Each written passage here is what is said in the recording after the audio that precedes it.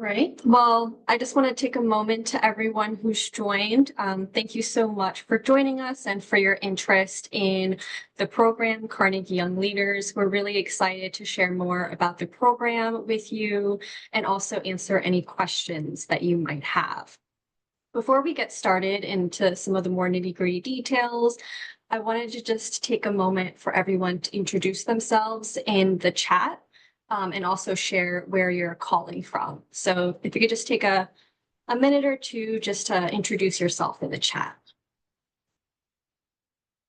While we're working on that, I just wanted to take a moment to introduce myself and the Carnegie Young Leaders team. I'm Christine Foley. I'm the program associate, and I'll be working closely with Carnegie Young Leaders throughout the duration of the program. I'm based in New Jersey. And I also just wanted to open it up to Audra to introduce herself as well. And I do apologize for the chat function. Good evening, everyone. My name is Audra Watson, and I'm the Chief of Youth Civic Programs at the Institute for Citizens and Scholars. As Christine said, thank you so much for joining us this evening or this afternoon, depending on where you are coming in from. We are excited to have you here. I am actually calling in from Bronx, New York, and Christine is calling in from New Jersey, where the Institute is based.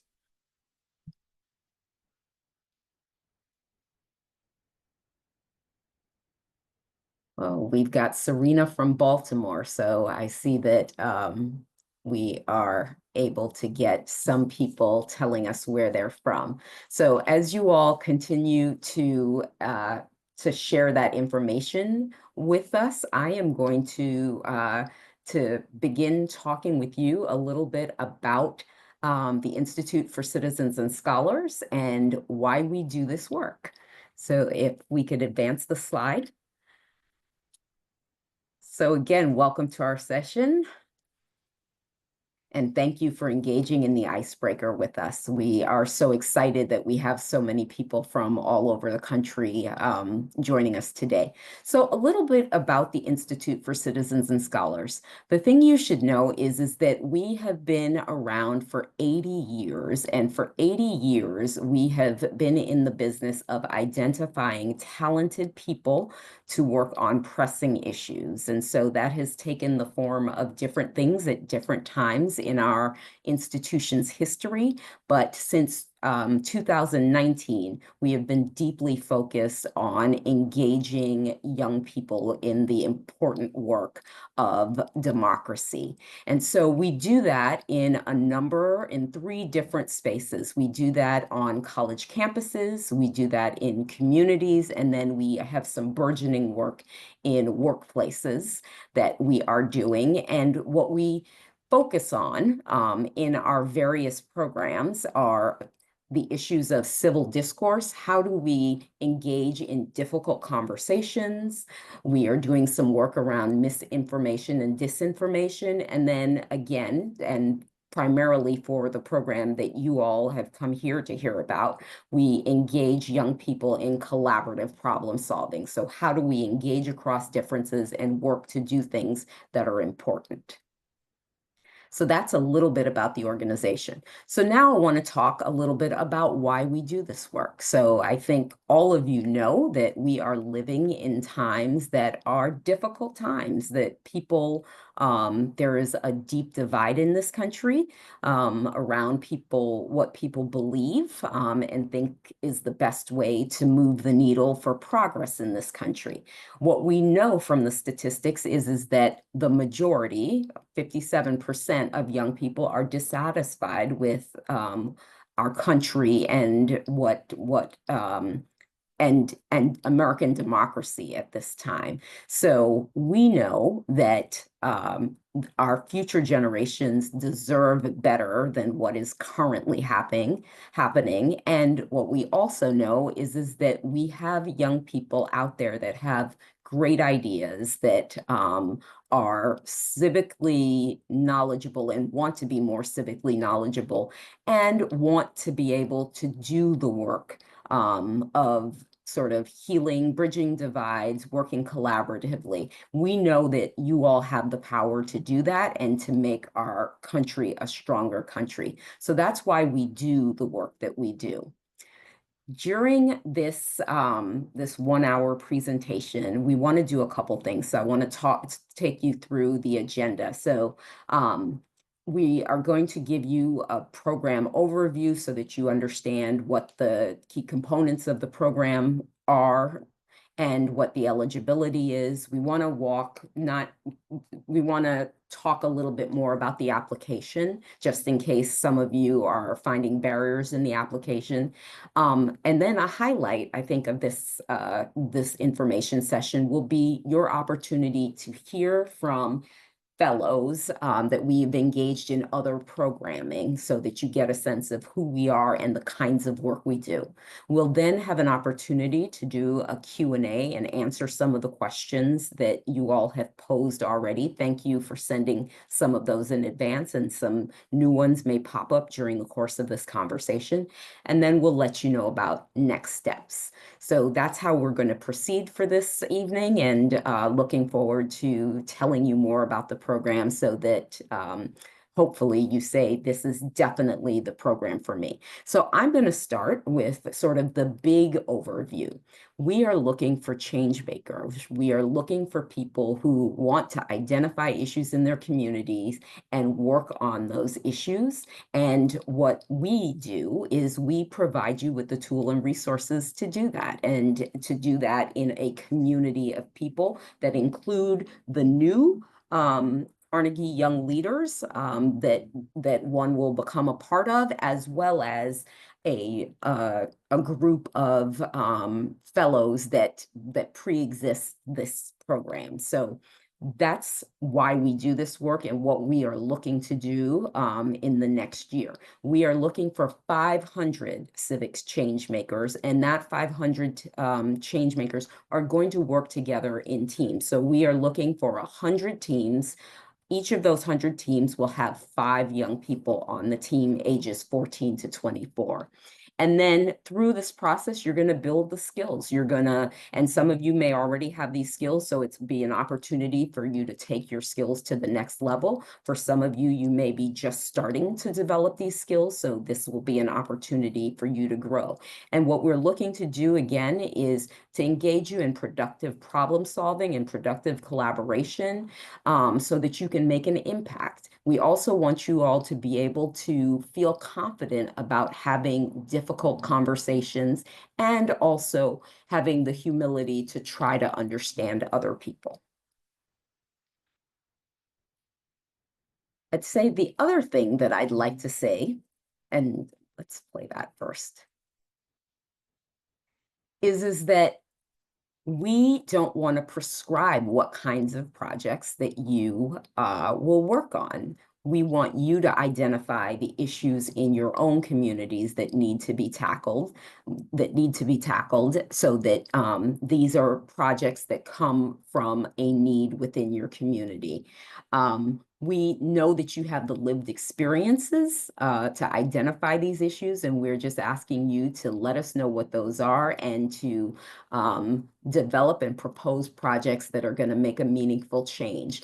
I think very important to us also is that the young people that participate in our program are people who don't necessarily have a lot of access to civic engagement opportunities. We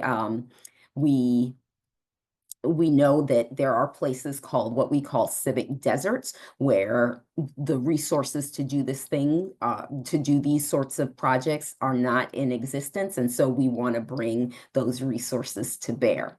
So what we say about these projects is that successful projects, one, they're going to have some sustainability to them. They're going to be lasting. And then also that you are going to impact and inspire others within your community. So some of the goals that we are seeking for projects that we think will be the most successful projects and winning proposals or winning applications are those that strive to engage at least 75 additional community members beyond your team, and in person, or at least 300 individuals beyond your team on virtual platforms. Important to know that we are also looking for, we will prioritize projects that include voter education or engagement in local elections, but those are not the only projects that we are looking for. So I will now pass it over to my colleague, Christine, who's going to talk about the key components and will really drill down on what you need to know about program details. Thank you so much for setting up the background information for the organization and the purpose of the program. So there are a few key components of the program. The first one being team projects that you'll be working on throughout the year since the kickoff in late July to June 2nd of 2026. So it's a year-long program where you're working on your project. There will be coaching provided. There will be a community of practice that will be both virtually through like bi-monthly virtual meetings and also through a secure engagement platform that we'll be using called Graduate. And there will be stipends to support your time and also to support the implementation of your project itself. And we can go to the next slide. So for who should apply, we're looking for 14 to 24-year-old change makers. Each team should submit one application, and each team consists of 5 people, one team lead who will take the lead in really like kind of like shepherding and guiding the rest of the team throughout the year for their project, and 4 team members. Teams are built by you before you submit your application, so that information will be in the application.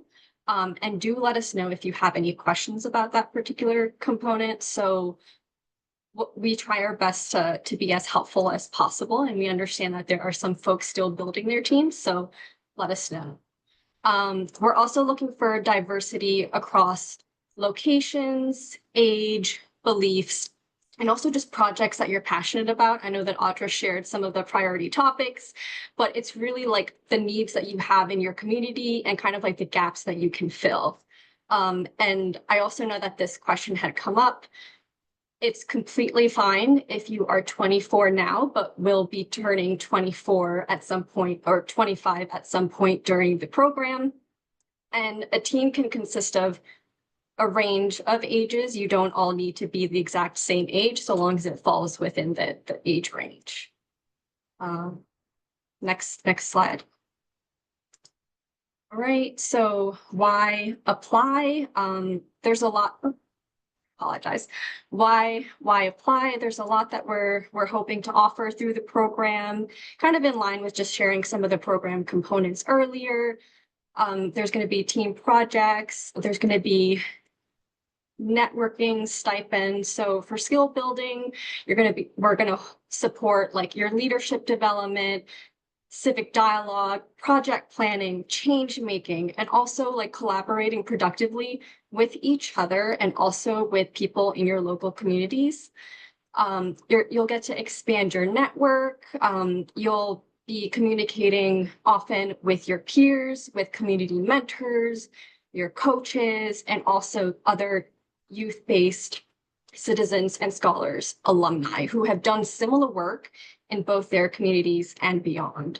You're gonna gain invaluable real-world professional development experience, which will also help build your resume and kind of help you stand out in what is currently now an extremely competitive market, like we understand. And then just like for the long-term impact, you'll be creating like lasting changes in your community about issues that you and your team and your peers really care about.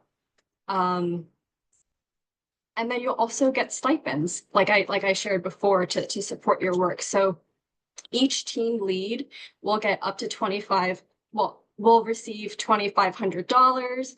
Each team member will get $1,000. And then on top of that, you'll get up to $1,000 to support the actual work that you'll be doing in your communities.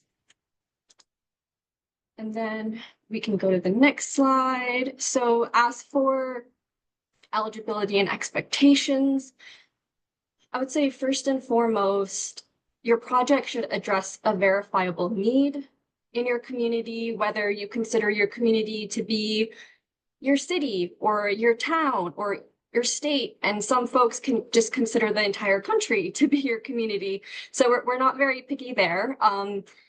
So a verifiable need with a vision for change and ideas for making it happen. If you're unsure about what project or idea to focus on, just think about what your community might already be doing or not doing to address the issue that you care about, and think about like a possible gap that you might be able to help fill. And then, so team leads would need to be able to commit about 7 to 10 hours per month, because there's just a little bit more of like a role expectation with that team lead role. The rest of the team members, 5 to 7 hours per month. There will be bi-monthly virtual community of practice meetings. They'll happen through Zoom. We don't have the exact date set right now, but they'll happen in September, November, January, March, and May. Team leads are expected to attend an in-person kickoff convening in Princeton, July. So just let us know if you have any concerns with that. We do know that life happens and some of you might have prior commitments, so just reach out. And then folks will need access to technology. So when we're in those community of practice meetings, we really ask that folks be engaged and have their camera on during all of those team meetings. And the community of practice meetings will be for everyone. So that would be team leads and also team members. Then we can move to the next slide. Yeah, so participating in virtual or in-person meetings. So aside from the community of practice meetings that we will be hosting, there will still be an aspect of participating in regular check-ins with your coach and also your community mentor. We have, just to make sure that we are aligning with our program goals and that you guys are making progress and also learning what we are aiming for you to learn. We will be completing a pre-survey and also a post-survey at the beginning and at the end of the program. There will be a midpoint check-in just about how things are doing with your project. And then right now we are planning for just like brief monthly check-ins just to see how things are going. So we just ask that folks actively engage and participate in that. And then on June 2nd, 2026, that's when teams will need to submit a final team report on their project. Right, as for timeline, it is a year-long program. So applications, or the formal application date, it formally closes on May 28th. Some of you may be familiar, we had a priority deadline for May 1st. We're currently in the review process for those. So we hope to notify folks on next steps by May 30th. The rest of the folks who apply by May 28th will be notified by June 30th after an intensive review process. We would then have a rather quick turnaround just because our event starts on July 28th. So we'll just ask for like agreements and just for your information so that we can proceed with onboarding. And then we have our in-person convening in Princeton, New Jersey, again for team leads only, from July 28th to 30th. And I just wanted to note, because I'm sure some of you just have some questions about that, travel will be covered and we do provide room and board at the event center and also meals there. So hopefully should not be a barrier, but if you have any questions about that, do let us know. I'm not sure if any of those who already reached out are on this webinar, but some folks have reached out about the convening already. Yeah, and then the final report will be due on June 2nd. And then, as I previously shared before, there will be community of practice sessions like throughout the year. All right, and then I'm sure many of you on this call have some questions about the application itself. It is due May 28th if you haven't already submitted. There are a few sections that I just kind of wanted to break down, and I know that we had some questions. And someone let me know if I'm going over time, because I could go on. So it starts with like a section on team lead eligibility and information. So it'll just ask you about so for general information, just to verify that you have a team of 5 confirmed, and then also just some information and demographics of the team lead. You only need to submit 1 application per team, and the application should be submitted by the team lead. So no need to submit like multiple applications. Hopefully that simplifies a few things. And then the next step of the application is your project proposal. And the project proposal information includes a attachment for like a 1-page project narrative that includes some more information about your team and the project itself. Again, just a verifiable need in your community. In the United States, we're only able to support teams and projects that are based in the United States and will be here throughout the duration of the program. And also, as Audra shared earlier, thinking about sustainability of the project. The one thing that I did want to note is if you're for some reason unable to get like typed signatures into your project proposal, which it asks for, it's fine if you type it out. If you're unable to get like written signatures, what I mean. So we just want to make sure that that part isn't a barrier, so long as all of your team members have seen it and signed it. The next section is about budget and funding. We do require you to provide a budget for your program, for your project up front. We do give up to $1,000 for the project, and what we pay up front, we can pay up to $400 up front based on the budget that you provide, and then the rest will be supplied at a later time after you submit some deliverables. And then the last portion that you will still see in the application in Embark, but we have recently made it optional just to prevent any barriers from you submitting, is just a quick team video. One moment. Yes. So a quick team video just to kind of just like describe why this work is important to you. It's completely fine, and it will not affect the initial application review process if you do not have a team video ready when you submit an Embark. The team video will be required in the next step, as you see on the slide, part 2. If your application makes it to part 2 of the process, we will then reach out to you via email to the team lead's email and let you know that you've made it to the next part, and then request the team video at that time. So completely fine if you want to or have already included your team video, or if you just want to save that for when, if and when you're notified. And there was something that I wanted to mention if I have time. Oh, I just wanted to make a note, because I think some folks are a little worried about this. We completely understand, and we welcome teams who are at different points in your project planning. So strong teams and applications, they really demonstrate like a clearly defined challenge that's grounded in real needs and issues in your community, and a proposal that reflects action-oriented original thinking, while also being realistic about your goals, because we understand, like, everyone wants to reach sky high.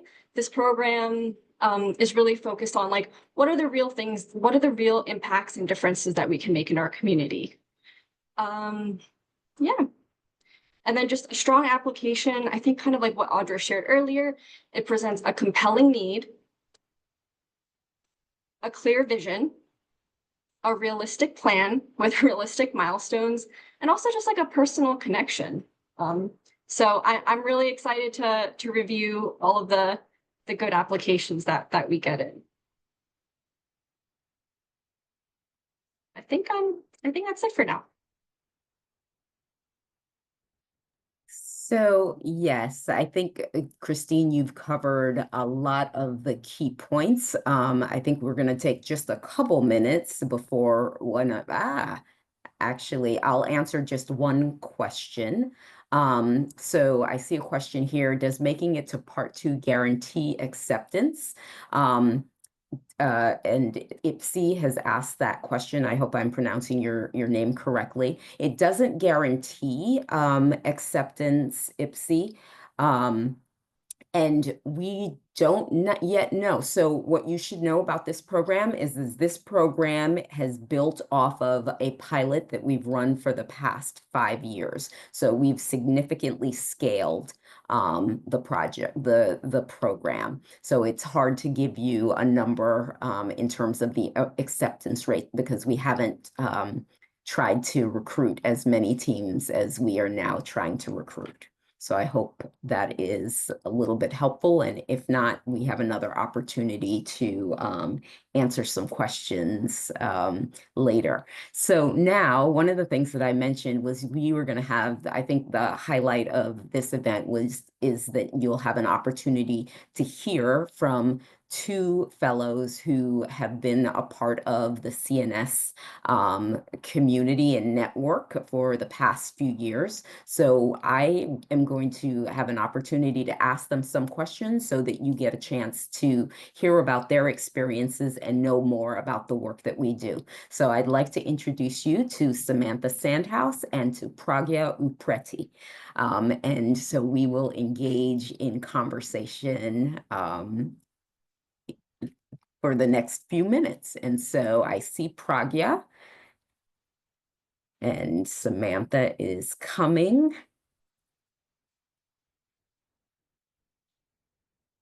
So Pragya and Samantha, again, thank you all for taking the time to do this. We know that you all are both really busy with the very many activities that you all engage in. So I'm just going to ask a couple questions and ask you all just to give some candid answers about your experiences. So Samantha, I'd like to start with you first. And my first question is, what motivated you to apply to a Citizens and Scholars program? Yeah, hi everyone. Sorry, just a little preface. I'm actually in my school's library. I'm a freshman in college. I'm in my final season, so just kind of trying to hop in and out. So I participated in the Civic Spring Fellowship in the spring of my junior year. I was motivated to apply when a friend and mentor of mine named Ore recommended I apply to the program. I didn't really know what to expect. I was really excited at the prospect of kind of gaining this new perspective and community. And yeah, I'm really glad I did it. That's why I'm here today. Thank you. Pragya, same question. Yeah, thank you all so much for having me. I think I would echo a lot of that. I think I was deeply inspired in so many ways by the people around me that like were doing really important, meaningful work on the ground. I'd say like first and foremost in my identity, aside from a student, in what I do is being an organizer. And I think my experience working and then later co-leading the Kentucky Student Voice team was really formative in that decision. I think having had a little bit of background was definitely, I think, a little bit more of a unique, made me a little bit more of a unique candidate. But one of the things that like is honestly so wonderful about CNS and all of their programming, aside from just this program, is that you literally don't have to have a background in any formative experience like that to join the space and make meaningful contributions. So Pragya, I'm so glad you said that because we use the term change makers a lot. And we want to be sure that for those of you who don't necessarily call yourself a change maker now, we're still taught the fact that you showed up at this webinar means that you are interested in change making. And so don't let that deter you from pressing submit on your application. Thank you, Pragya, for talking about what motivated you to apply. I'm going to continue with you first, and can you share a highlight from your project? Talk a little bit more about Kentucky Student Voice Team and share a little bit about your project and a moment of success and what impact did it have on the community? Yeah. To keep it brief, there's so much I could say about the Student Voice Team. I didn't even realize I was wearing our shirt today, but it's a group of about 100 self-selected students from across the state of Kentucky that care about improving our public education system, to put it briefly. That happens through kind of like three main channels of work and organizing, research, policy, and advocacy. So yeah, I mean, it looks like so many different things. We've testified at our state legislature, we've rallied, we've protested, we've led massive IRB approved research studies that have, garnered thousands of student responses from all 120 counties in the state, on everything from like social emotional learning post-COVID to race in the classroom, and during, kind of the origins of the debate around critical race theory, and now DEI. I think there's so many components of that work, and obviously like I realize now, like it's a very unique community that we've built, but to be frank, like these communities do not occur out of thin air. Like honestly, CNS, to me, and one of the reasons why I'm so grateful for teams like this, is that there's such kind of like there's a real importance that folks on this team put around intergenerational work, and I will like forever be advocating for that. I think that was kind of the hallmark of my experience working with this team as well, is such a priority to ensure that young people, we're not just giving young people a seat at the table, but we're ceding that power to them and allowing them to co-lead in the process to do this work. So that was the biggest highlight, remains the biggest highlight in my organizing on the ground, is doing intergenerational work.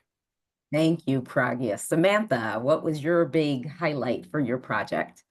Yeah, so to give a bit of background about me and my work kind of in social justice and innovation, what started as a club in my high school, I kind of had that, genesis there, very simple, and grew over the 3 years from my sophomore to senior year into a 501(c)(3) nonprofit.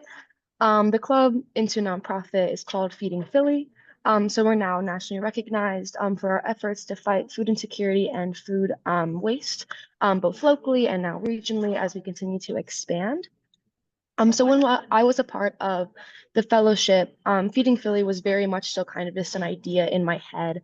I've been working on it already, for 18 months, but with different leadership changes and just trying to figure out what, like, you have this idea like, oh, I want to make this change. I want to see these issues that are important to me make progress, but you don't really know how to do that. That's kind of what I was struggling with a lot, how to define and refine those ideas and turn them into kind of actionable steps. I think that's really what this fellowship helped me do. I think Pragya made an excellent point about intergenerational work. I had two mentors as a fellow, both a freshman in college when I was a junior in high school at the time, someone I could talk to about, college anxiety and, how to be a young leader in this space, and then a really experienced nonprofit, CEO. So kind of that range made my own change kind of feel both accessible and that could have a really large impact. So when I was in the fellowship, I was developing one of our primary initiatives for Feeding Philly called CARE, which stands for Collect and Repurpose Excess. It's a system of community fridges that are based in schools. For the school district of Philadelphia, everyone gets free breakfast and lunch. And so a lot of that food often goes to waste because you have to take certain items you don't necessarily want. And so our initiative was trying to repurpose that excess waste to provide extra supplementary food for students who are still hungry, either just walking by, kind of just a form of mutual aid within our school to build capacity for food security and addressing food waste, kind of in that space we had the most control over. And so that had a lot of red tape in it. Food safety issues are complicated to say the least, especially in America. But by the end of the program, we had brought in and established our first fridge and opened it to the school. And when I was able to kind of communicate that with my team, and they celebrated that moment with me, knowing how hard I had worked, it really made me feel a lot less alone, in trying to, make that change, in a very organic, and, like inexperienced way. Having that cohort was super supportive to me. Thank you. I hope you all see how amazing our fellows are, and this is just two of them. Third question, what was one unexpected challenge that you faced, and how did the program or your team help you navigate it? And I leave it to either of you. Samantha, it looks like you were about to start. Yeah, so it was sure. Yeah, I'd say one of the biggest challenges, when you're starting out any project is kind of like that unforeseen barriers. It's not like anyone doesn't want to address food insecurity, but there's just a lot of systems in place that make it hard, especially for young leaders to kind of work around it. So I kind of touched on those, food safety laws. I think that was a problem pretty specific to me, but really, I think any space you're trying to innovate in, especially as a young leader, you're going to get some pushback. This is the way things are. We're not really comfortable changing that. We don't know how it would look, especially if, you're in high school and that means you're graduating soon. So you need to implement a sustainability plan. So I think kind of both like, even legally speaking, that's kind of where Feeding Philly had a lot of, unforeseen issues. And then also that sustainability piece, I feel like is something that's kind of hard to plan for as a young leader, since like you're also developing this role as you go. I think that's something the fellowship also helped me with a lot, in kind of looking into the future of what I would envision what Feeding Philly could be in the future, how it could continue to scale. So the Impact Fellowship also helped me craft an internship program for underclassmen in my high school to introduce themselves into leadership roles and then grow into those specific leadership roles later on as upperclassmen or beyond. So I think kind of two aspects, both interacting with external forces and external barriers, and also looking internally to have a really sustainable, like network and structure for an organization or a project. It's something really hard to anticipate when you're going into a new project. But if you want it, to be sustainable, it's really great to have those conversations. And that's what this program made possible for me. So yeah, super appreciative for that. Thank you, Samantha. Pragya. Yeah, I mean, I'll echo that again. I think I'll also just say like it shouldn't go without saying that like so many our world does not see young people as kind of agents of their own, change in many different fields, but especially within our work with the Student Voice team in Kentucky, it's been in education. And I think that is an uphill battle that like just exists because several of the systems that we're up against just aren't prepared for young people to be the ones at the helm of the pushback. And it's hard. There are so many times when it like the battle just becomes twice as hard to navigate because you were just young and that's literally it. But I will say, and this was a challenge too when I first joined the like organizing space kind of broadly and in my work with CNS too, I've learned that this work that we do that young people all over the US are doing, that young people across your state are doing is so replicable. I think the moment that I kind of got out of the like it's just me and my team that are trying to, target and like solve all the problems within our education system, like and the moment you kind of I guess branch out in some capacity and see if there are and who are the young folks, whether through CNS or other programs that are adjacent to it, I think it lightens a load a lot. And, one of the best parts about CNS, and I'd say is the reason why I'm so like deeply connected to the team too now is the network is huge. I mean, there are young folks all over the country that have worked with the team in some capacity and by virtue of that have some experience in this space of change making, which can look like, again, so many different things. But yeah, I feel like often a challenge is that like we have to reinvent the wheel when it comes to these projects that we want to start or initiatives or whatever else. But yeah, so much of the groundwork and foundation has already been laid, and I think it'd be a disservice to kind of the movement and the momentum that's been built by other young folks too that have come before us that we can kind of build off of instead of having to, start from scratch every time. So highly recommend tapping into the network of young folks broadly beyond the immediate CNS network. Thank you. Final question for this part of the program is, how has being a citizen, you may have already alluded to it, but if you can build on it a little bit, how has being a Citizens and Scholar Program alumni influenced your life after the program, in school, your career, or how you show up as a change maker? I'll just say briefly, like, I think it is the reason why I continue to show up in the way that I do. Like, sometimes it can be really, this work in this field itself can be really disheartening, especially at a time like right now when, um, again, our work is focused specifically in education, and like that is not the only system that is falling apart in so many ways. And so I think in moments of, more heightened uncertainty than perhaps more normal times, I think drawing on the good work that's being done in communities at the grassroots level among other young people who are leading the charge to, bring into question their own voices and their own experiences, not just as young people, but as students, as as people within a system that has too often ignored them. I think is the reason why I do what I do. It's my biggest passion and is something I will never stop believing in, is the power of young people to change the world. Thank you so much. Yeah, Samantha? as for me, I mean, there's really so many directions I could take with this question, since there are so many ways I feel like this involvement in this program has come back to me.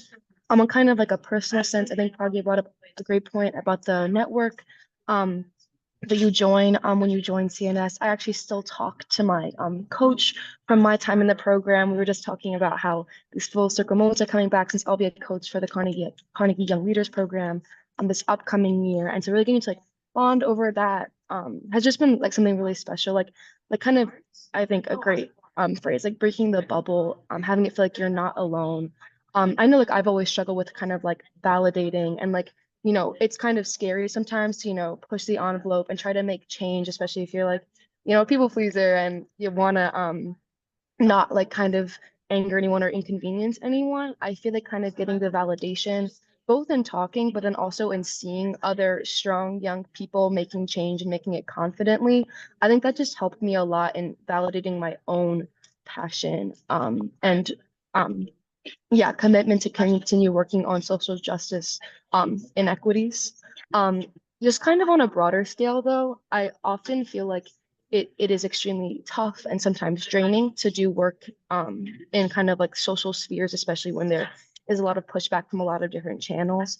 But I'd say to anyone kind of like hesitant about doing this program or even just trying to, start something in general because it feels like a huge undertaking and you don't know where to start, I would just try to emphasize that it will come back to you.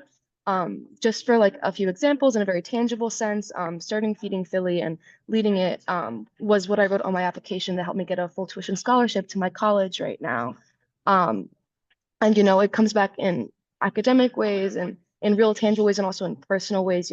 I feel so much more developed as an individual and like I can take a lot more advantage of my undergrad education to be so much more focused on the impact I can have because I took that time when I was young, even though it was difficult to like have those difficult conversations and take that action despite the pushback. And entering a fellowship like this will make that transition and that work a lot more manageable.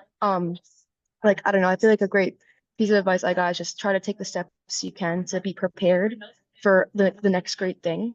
And so enjoying this fellowship, you're gaining the skills, you're gaining the network, you're taking those steps to do really amazing things in your future. So yeah, I can't recommend enough, but I know it's scary. So I just want to like be on that level. I don't know, it was scary for me.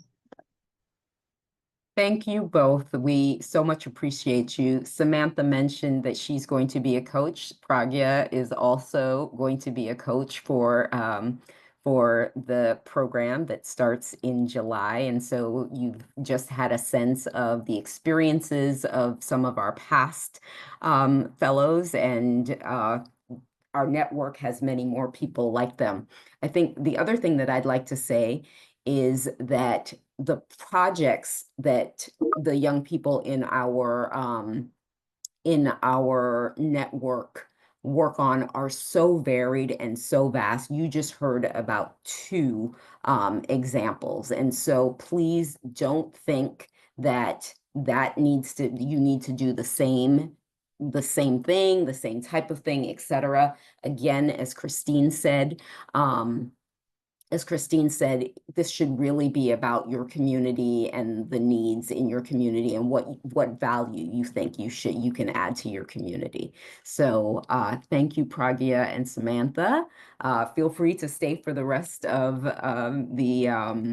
the info session, or feel free to hop off because I know how busy you are. I think I made a mistake. Pragya, you're a selector for the program, and Samantha is a coach. So just know that once we get a hold of you, we don't try to let you go. All right. So I'm going to now move us to the question and answer period, and we'll try and do that with as little difficulty as possible. So there are a number of questions that have come up.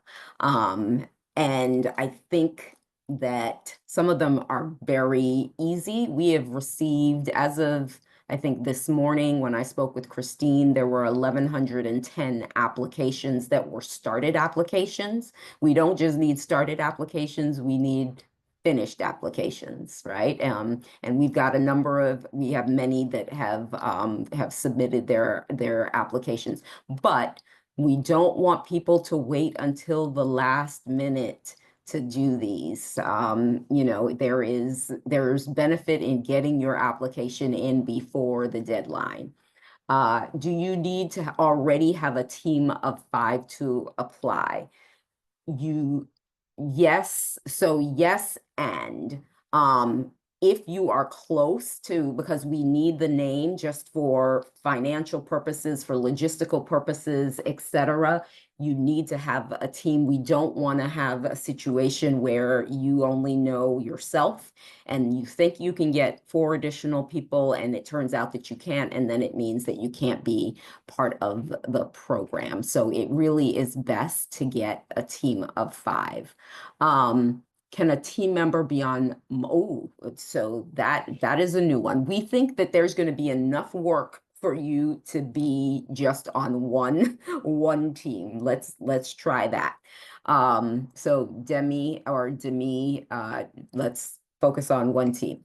Do the team leads need to have specific requirements? I think what differentiates you, and Christine alluded to this earlier, is that you are going to be taking on really the administrative role of shepherding your peers, right? Making sure that people are where they're supposed to be, when they're supposed to be there. It doesn't mean necessarily that you're in charge, but you are the person who is taking on accountability for this with CNS is the way I would say it, which is why your stipend would be greater than the stipend for the team members.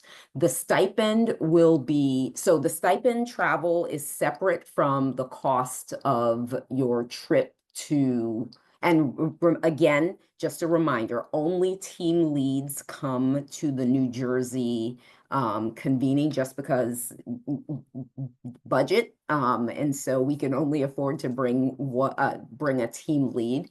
So the travel will be covered, room and board will be covered, etc. And it's completely separate than the stipend. Stipend will be allocated in 2 payments, one at the start of the program and one after reports and all the other final prerequisites are finalized. So half and half. I'd also say, so I see a couple questions here about co-leads for a project. So here's where we can only pay one person.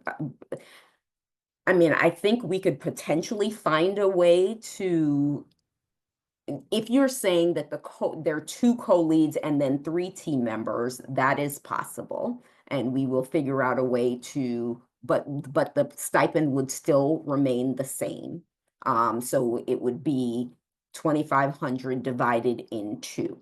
right? We can only manage teams of 5. So this is just because of logistics, budget, etc. I'm hoping I answered that question. I know there have been a couple questions about people who have had, who have already have commitments. If somebody else on the team is willing, or you can designate somebody else on the team to be at the convening, that is possible, but we would need to know that in advance and just confirm that with you and give you the official yes, not a problem, and we know who's coming. Christine. And about that, I just wanted to add another piece. If for some reason your team lead is unable to join and you're sending a trusted team member, so that the purpose of the in-person convening is to kind of Yes. train the trainer in a way. And that's why we say like the team lead is someone who's going to be shepherding you, the rest of the team through the program and through the project.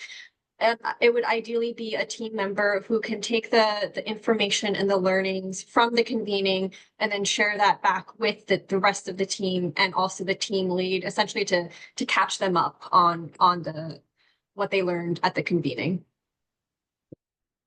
Thank you. Thank you, Christine, for adding that. There's a question about what makes a project stand out as having real potential. I think you definitely have clear ideas about what can happen next. This should not be a one and done, as I like to say, right? So you don't have to have, they don't have to be concrete thoughts, but an idea of what remains as a result of the work that you're doing, I would say. A defining trait is really your excitement about this and that you have confirmed or verified to us that this is a real need. So I see a question here, not sure. When listening to your story, so this sounds like a question for Samantha and Pragya. When listening to your stories, I noticed that both solutions required thinking outside of the box. If you had not seen similar ideas implemented that connected to your specific community, how did you devise these creative ideas? It's a great question. Yeah, I'm happy to jump in on that one. I think I mentioned it a little bit earlier, but like there is not a single thing there are a few things that we have done that are like truly just unique to the student voice team, but by and large, the like advocacy, policy, and research work that we do also exists and is within projects and organizations that are led by young people and with, you know, obviously adult partners that are supporting them in their work in other states too. And I think part of the success of the Kentucky Student Voice team has also been that coalition building, like literally going out of our way. Of course, we've grown so much as an organization, so that's been a little bit easier for us organizationally. But I mean, the logic is still kind of the same. It's that like we didn't just come up with these ideas kind of like out of thin air. A lot of it was drawing on the work that has, you know, worked in other states. Kentucky is a little bit of an interesting situation too, because education is political, as are so many things. So there's that inherent, like, you just have to kind of address the elephant in the room of like what climate you're working within. Now more than ever being that, you know, that being the case. But I think there's lots, I think there's a really meaningful conversation to be had there about like how I would draw so much of the success of our team in recent years to literally building on the work of other people in other states. And yeah, just sustaining that community in every step of the way makes it so much easier and more fun. So thank you for that. Oh, Samantha, did you want to add something? Oh yeah, sorry, I don't want to take up too much time either, but specifically for like the community fridge project I was talking about earlier, that's actually like a really popular form of community aid like across Philadelphia. Um, because Philadelphia is like known as like the hungriest big city in America. And so really tailoring your issue around your community needs. I know that's like a, you know, aspect of the project, like doing your research into it and then also like taking what you're passionate about, kind of finding a good balance between that is definitely going to have you have the most impactful project. I also would love to like emphasize the importance of community partners. Virtually all of Feeding Philly's initiatives were started or amplified by community partners. That's where we got a lot of the models for our different programs. That's how we ended up achieving 501c3 status through our fiscal sponsor. So definitely building and utilizing a network, you know, Pragya and I are that network for you guys now. Like that's I think like almost more the outside of the box. Like it's more like who do you know and how can they inform your solution rather than like yeah, because like anything you come up with can probably be like strengthened by something someone else is doing. So yeah. Thank you. I'm going to take one more question, and I'm not sure. I'm trying to find one that seems to be a recurring question because I want to be mindful of your time. I know you all have had long days, those of you who are here, and we appreciate your time and your interest in this.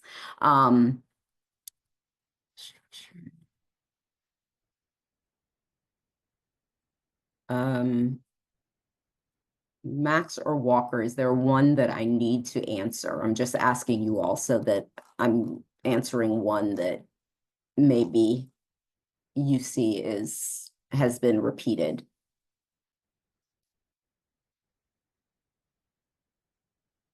I see one here. Leaders of campus organizations can absolutely apply. The video,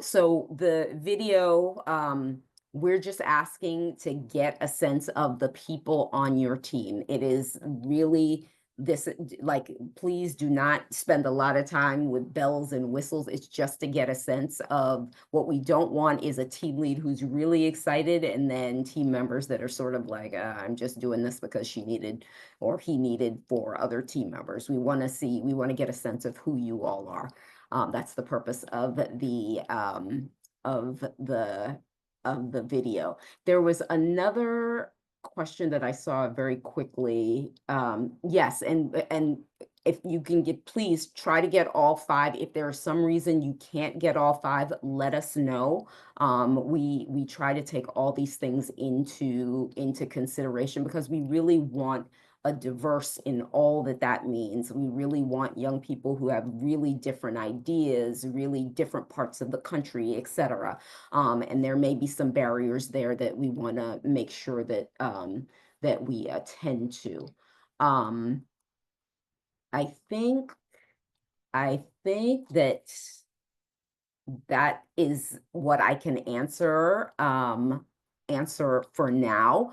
Please continue to reach out to us because we want to answer your questions. We want to make this work for as many young people as possible. You see how excited I'm hoping you can see how excited myself and Christine get about the folks in our network, and we want to continue to build that network. So, Christine, do you want to take it? Do you want me to keep going? Take it. You can take a break. Well, so I just wanted to end us off, just like with some next steps. And I understand that there's still a lot of questions that we haven't had a chance to answer. What I'll do is I'll try to pull those questions just so that we can have a follow-up to this after with those answered. As for next steps, the deadline is May 28th. So if you'd like to apply, make sure you submit your application by May 28th. I'm going to drop our webpage link in the chat. That'll just have hopefully the information on our webpage, might answer some of your outstanding questions, might not. Feel free to reach out to us. We could be reached at carnegie.outreach@outlook.com. And then I'm also going to paste my direct email if you'd like to reach the team at CNS directly. This is civiceducation@citizensandscholars.org. Yeah, well, we just wanted to take a moment to thank everyone for joining today and also for your time and your interest in the program. And I think, Audrey, you had something? I just want to say I would be remiss if I didn't mention, please go to our website. We have another opportunity that is coming up that's coming up. So take a look at that. There is an Our Voices Summit that is going to be coming up in August. And the application deadline is, I think, June 20th. So for those of you in the DC, Maryland, New York, New Jersey, Pennsylvania area, that might be something else that you might be interested in participating with us. And there's an application process. But with regard to this, we are so excited by your interest about this program, and we welcome your questions. And thank you so much for spending the last hour with us. We truly appreciate you, and we hope to get a chance to meet you all in our programming. So thank you very much.